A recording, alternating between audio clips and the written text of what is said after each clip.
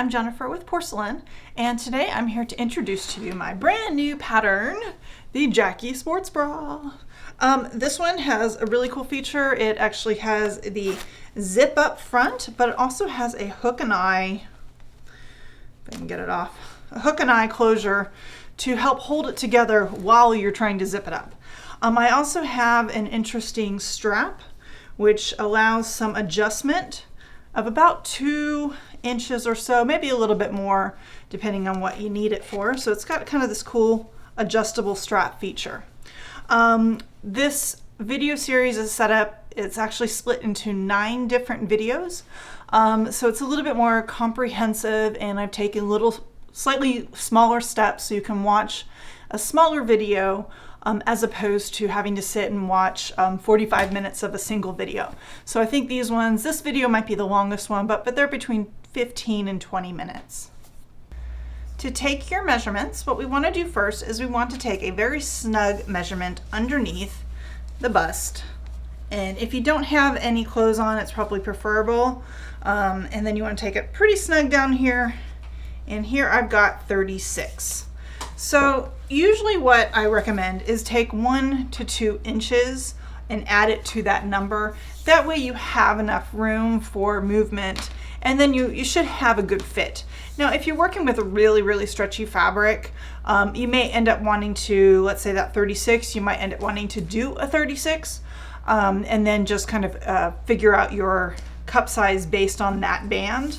I believe I am doing a 38. I forgot to write which one it is I'm doing. I have been sitting at about a 36, 37 inches. I was 38 last week, so I do flex a little bit. So I think the 38 is safe for me to do. And then you want to take and do your full bust around the highest point.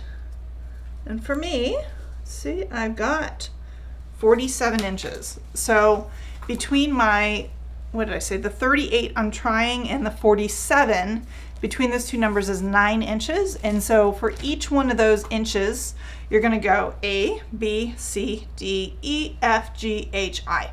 So I'm gonna do the I for this new pattern. Now you can use the same sizing for all of my sports bra. They're all designed to fit the same.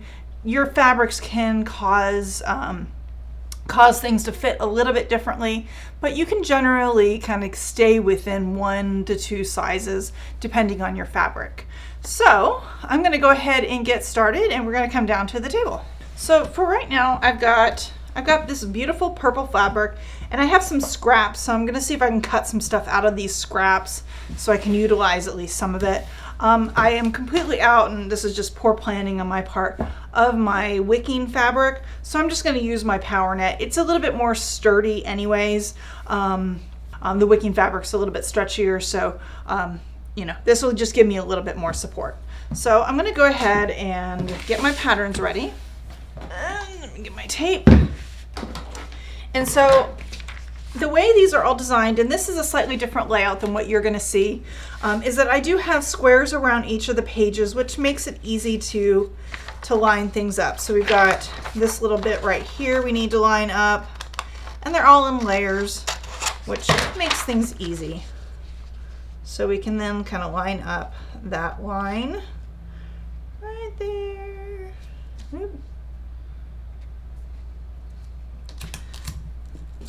And so those pattern pieces are ready. It looks like that is my strap and band. I'll come back to that one. What do I have here? I think that's on the back. What is there it is. And here is the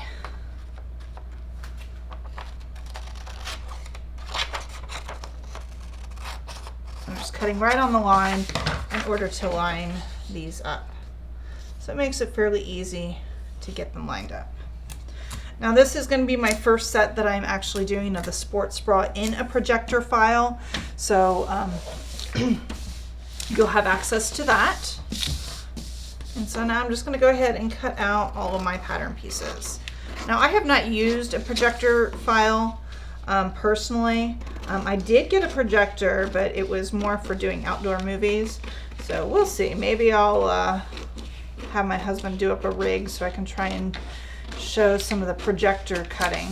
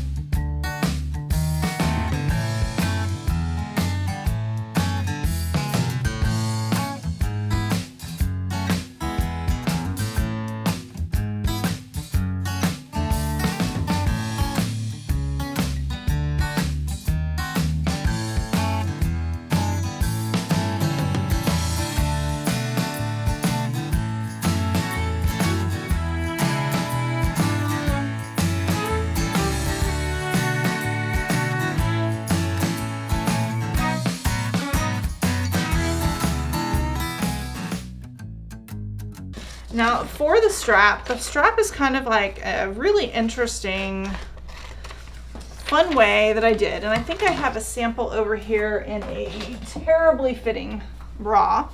Not that side, this side. So what I have done here is I have kind of made this strap, and this one's actually a little bit too long.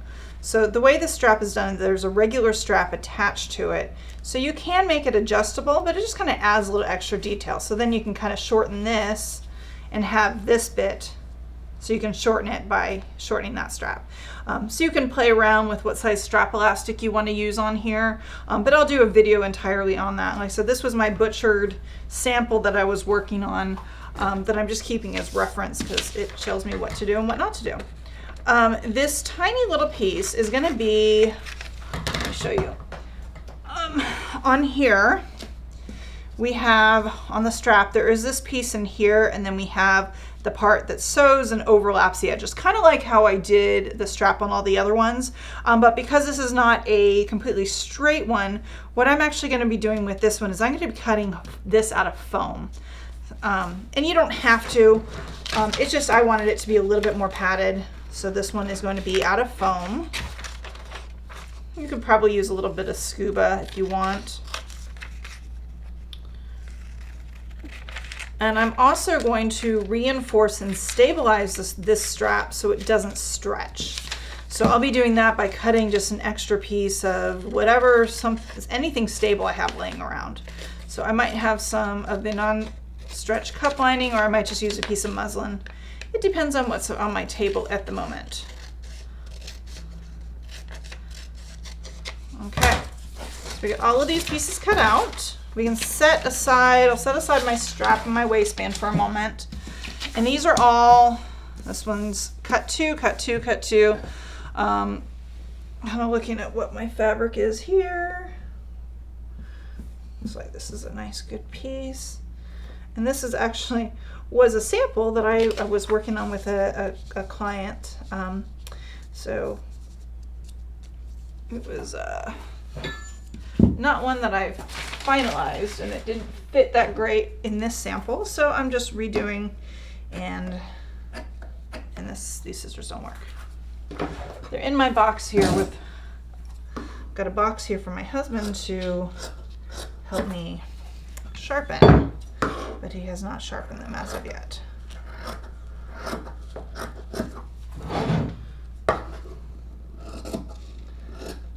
Because you want to make sure that your grains, that the stretch is going to go across your fabric and that you're a little bit more stable going up and down. So I have that here. That's one piece done.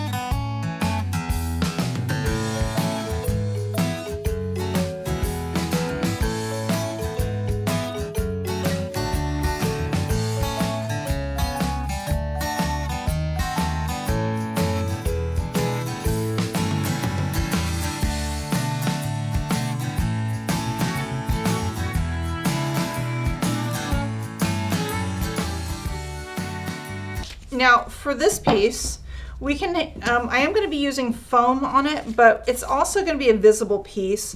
So if your foam is not the prettiest, like let me show you what I'm going to be using. I've got this really ugly foam that I picked up a long time ago. I actually have some good stuff that I now stock in my shop, but this is pretty ugly, so I'm going to cut off a piece from this. So you can see it's pretty stained and dirty. Unfortunately, it's not something I feel comfortable selling.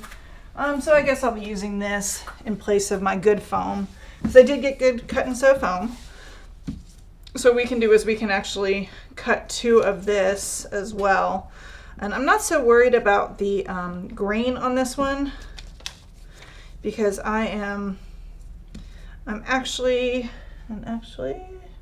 no, this is correct anyways.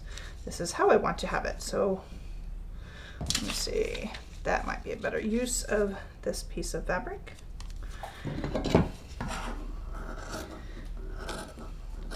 We're going to stabilize it, and then I'm going to cover this. So we'll cut 2 of this bigger one. And this is where if you want to do a contrast color, you can. It's just going to be a little pop, kind of right. I'm not cutting very close, am I?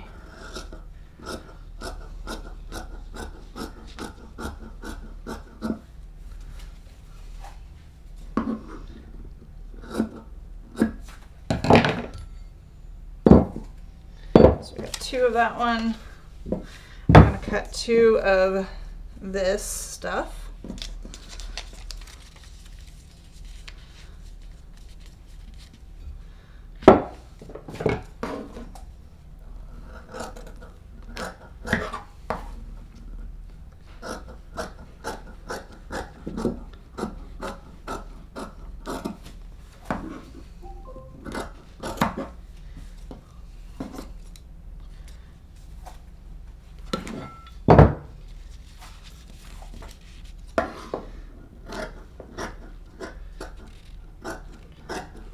Like I said, you don't have to use this at all. I just would like to have a more padded strap, so that's for those pieces. And now I'm going to also get a piece of fabric to overlay that. And what do I want to do? Let's see. This is all the wicking fabric I have with me right now, so that's why I'm not cutting all of it right now. But you know what? I'm probably not even going to show you cutting the other fabric, so it'll give me time to go pick up some wicking fabric and bring it back home to finish the sewing. So I'm just going to cut a little bit of this so I have kind of a black accent.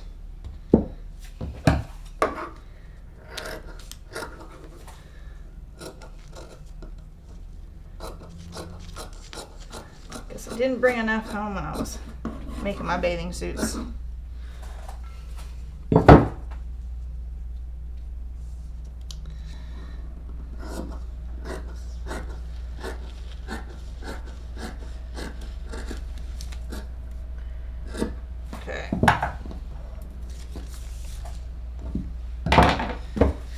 So the last 2 pieces that we need to cut out are going to be for the little tabs at the top and the bottom of the zipper. And so this one here, the real big one, is for the bottom, and then the little one is for the top. And you're like, what? That's okay. That's what this video is about, showing you the construction. Okay, get that one cut.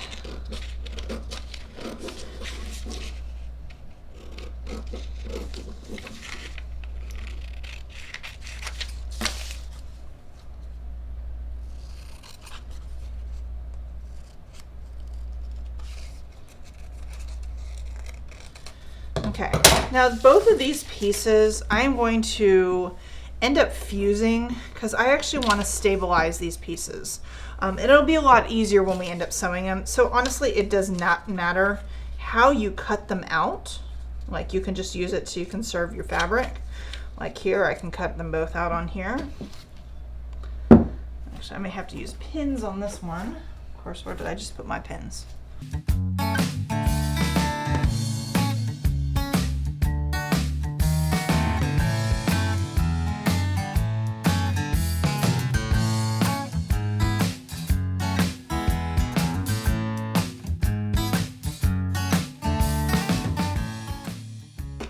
And so kind of the way these are, so they're kind of funny looking.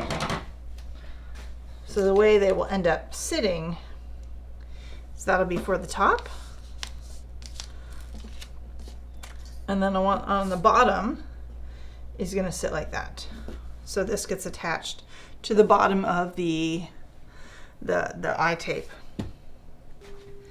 Depending on the size elastic that you actually want to be using for the adjustable part, I have different recommendations, and you're going to want to change your front strap position and the width of it. So for the pattern that it comes with, this is basically a 35mm opening, so 1 3/8 inches, which works with my 1-inch strap elastic.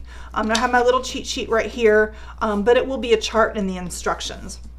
If you decide to go with a 3/4 inch elastic, then you're going to want to change this and make it into a total of 1 inch. Now remember, this has seam allowance to it, so if you just do the math, our original was 35mm, we're going to 25mm, so, or 1 3/8 inches down to 1 inch. So let's just say to go one size, we have a 10mm or a 3/8 of an inch change. And what we do is we remove half of that from each side. So we would take like 3/16 off of over here, 3/16 off of over here, and then you just blend it back into the armhole. Didn't want to do that.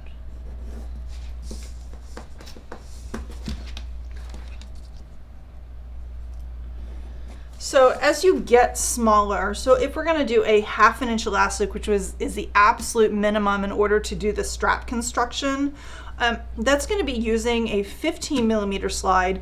So we're looking at a 20mm difference, which is about 3/4. So if we're looking at 20mm or 3/4, then we would basically be taking 3/8 of an inch off each side.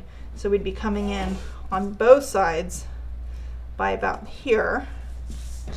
And we actually need to make sure that that change happens at that seam allowance.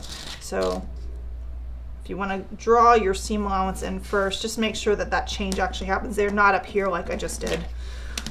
And then we're going to take and kind of scoop this back in and go into the armhole. And so that's how you'll adjust the strap.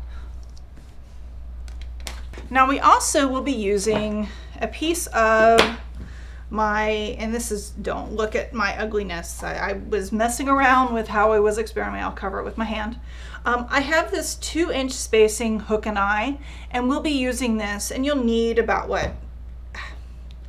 I sell it by the yard, so you'll actually have to get a whole yard of it, but it's really nice. It actually will hold it. It's brushed. It will be nice and soft against the skin, so it'll also be your shield against the zipper. So it has, depending on what the size is, you could have about 3 to 4 different eyes on here to help you fasten it before you actually close it up. You're also going to need a separating zipper, probably a kind of medium to heavyweight one. Don't get one of the real skinny, lightweight jacket ones. That's it for this video, and I'll catch you on the sewing side.